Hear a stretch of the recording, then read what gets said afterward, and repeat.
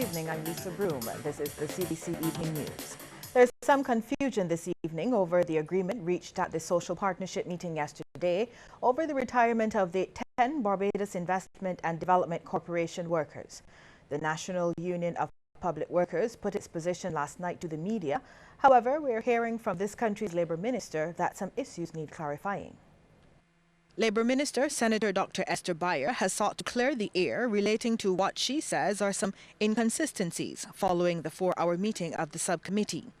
According to the minister, the understanding was that the union would meet first with its membership and then get back to the chair. She was surprised to learn that they called a press conference to reveal details of the agreement to the media.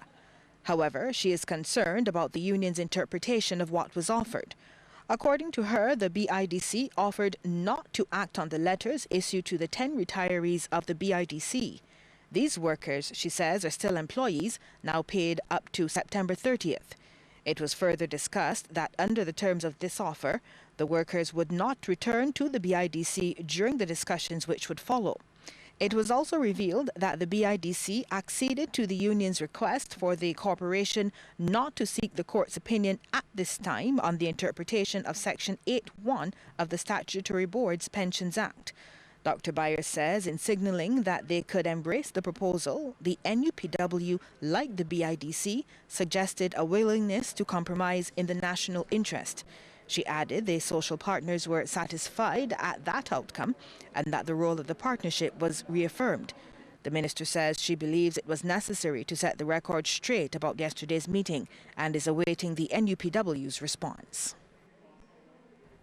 There are strong indications that 2015 is shaping up to be a benchmark year for the local tourism industry. The indication from Tourism Minister Richard Seeley in his address at a plaque exchange ceremony aboard the Carnival Liberty today. Mr. Seeley says arrivals are up some 15%, surpassing last year's figures to date. As a matter of fact, our year to date, we have seen almost 15% increase in visitors over last year, and we are trending such that we could see 2015 as a benchmark year, and that is good news in terms of from a tourism perspective, given the challenges that we had in the years prior to 2015. From the cruise end, even though the ships are tending to be larger, so we see fewer calls, we are seeing many more passengers coming here, and the increase also so far this year is in the vicinity of 15%. Captain of the Carnival Liberty, Glusa Giuseppe, spoke highly of his experience in Barbados and at the port. Your hospitality, what you offer to our guests when they come here in Barbados is well known to me. You know, I had always a good experience with everybody, let's say, that works with us to make sure that our guests get a nice day, that they spend a nice day in Barbados, and they will remember their time in Barbados. The Chief Executive Officer of the Barbados Stock Exchange, Marlon Yard, strongly embraces moves to incorporate best practices in corporate governance among Barbadian businesses. His comments came at the Hilton Hotel at a workshop on corporate governance attended by several Barbadian business people. The whole idea behind the Caribbean Corporate Governance Institute is for us to promote good corporate governance practices throughout the Caribbean. One of the objectives too of the Caribbean Corporate Governance Institute is to also allow to promote the whole question of efficient capital markets, and that's something that the stock exchange would be particularly interested in. So we are the stock exchange, and the members of the board of the Barbados Stock Exchange are members of the Caribbean Corporate Governance Institute, and we are there because we want to lend support to the goals and objectives of the Caribbean Corporate Governance Institute throughout the Caribbean. And we'll hear more from that workshop in the business report. Time for a break, but we'll have more news in just a moment.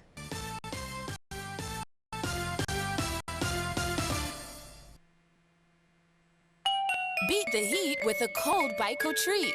Bun products from Biko are now at super low prices. Indulge yourself with real fruit bar flavors in the new chocolate fudge bar, just $1.50, and the nutty choco nut bar, now only $2. Offer available for a limited time only from participating retail outlets, Biko Mobilers and Biko Direct Outlet at Harbour Road.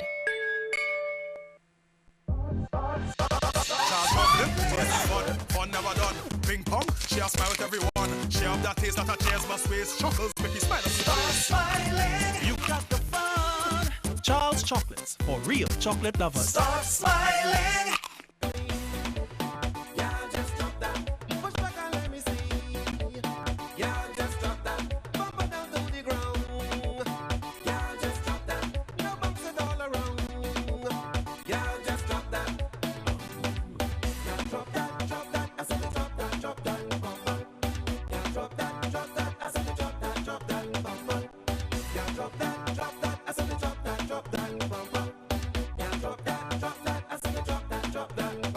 For the season's biggest event, Go Blue, the 98.1 Contact VIP Blue Zone.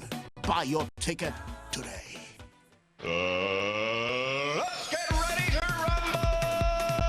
It's Soca Royale, and weighing in as the reigning champions, the heavyweights Gorg and Biggie Irie, to face their 8 opponents. Who will emerge the winner? Log on to www.cbc.bb and watch Soca Royale for only US $25 or Barbados $51. Don't be left out for the count. Log on to www.cbc.bb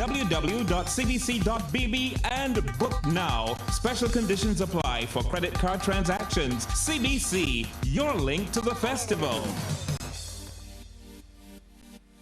Queen Archibald Cox here, and I so long my hair do for back and I'll tell me the best crop over 20 July 29th at the I go here and even little red plastic my hyper sound spin around captain so you going to be hurt? That's me darling. There you got your so your ugly or Mali Mudoki listen. You can't be your manly and ugly at the same time. You better choose one. All around the back and I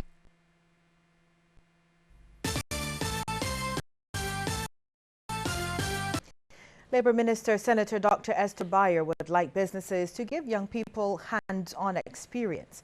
She made the suggestion after touring the Youth Agripreneurship Incubator Program, which entails aquaponics farming. The project is being funded by the European Union through the Human Resource Development Strategy of Barbados. The minister believes experience would be beneficial, noting there are many individuals who have paper qualifications but lack practical experience. In all our disciplines, whether it is painting cars, painting houses, whatever discipline it is, we want to get more employers on board so that they can give our young people that hands-on experience. Too often employers complain that when young people, not only young people, when persons who are trained come out of the institution and come into the workplace, they don't necessarily, they have the paper qualification, but they don't know their way around. Well, the age-old debate of whether Christians should take part in crop over took center stage again today, this time on CBC TV8's program Festival Stage with Admiral Nelson. We have a message, and crop over is a wonderful opportunity to get a message out. And so here's what we feel that God has called us to use this platform. That's the principle on which Errol Griffith says the experienced Calypso Tent and Walk Holy Kadooment Band, both Christian entities, take part in the festival. Mr. Griffith, a former manager of the tent, explained that he wants to be an example of what is righteous in God's sight, even during the festival. The costuming, the clothing in Walk Holy, as far as I'm concerned, is not in any way at all contrary to the Word of God. Secondly, the music played by Walk Holy is consistent with the Word of God. And that's why part. And for me, it's about all the thousands of people who are lining the street between the stadium and Spring Garden, that they can actually see something that is contrary to all that comes behind. And Anglican priest Canon Noel Burke believes it's vital for Christians to be front and center in all things crop over, a celebration, he says, of the exceptional talent of Barbadians. I don't even want to talk about Christian bands and secular bands. I just want to see us talking about one group of people really? Engaged.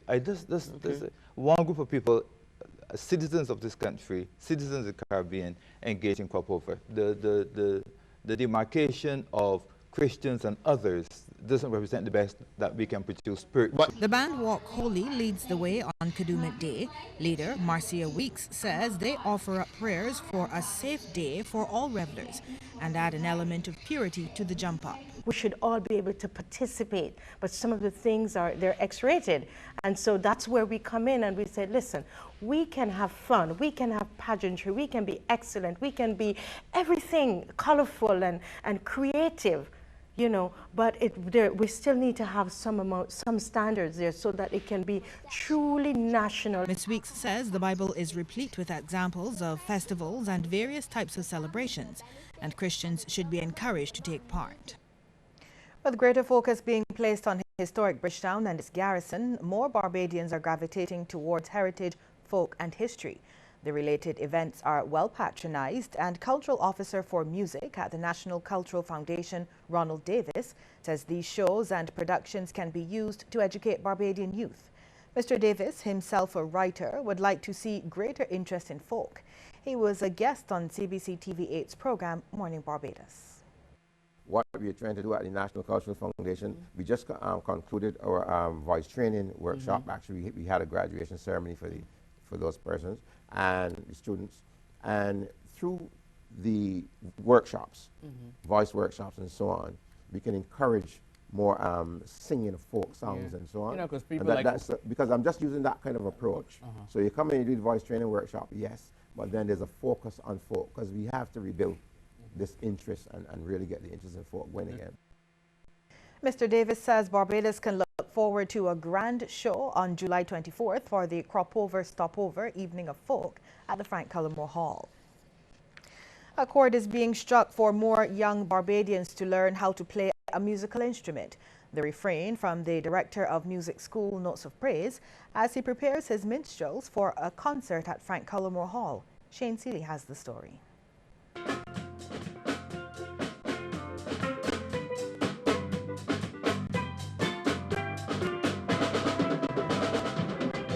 The sweet sound of music, a universal language which this teacher believes all young Barbadians should learn.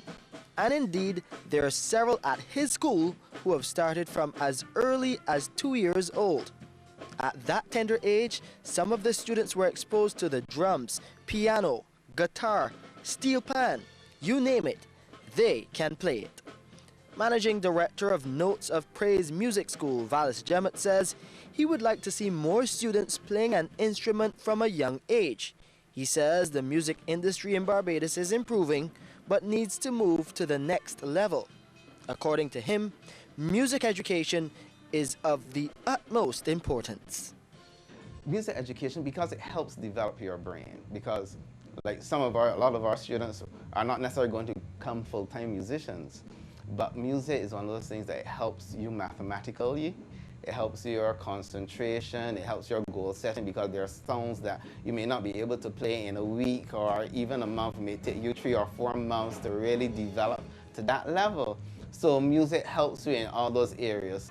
The students who are part of the music program spoke about how they are benefiting from the school. Well, at school, music will come easier because I already know all the notes and everything. So it's very beneficial because I've been introduced to music at a very young age, so it's building up my skill in music.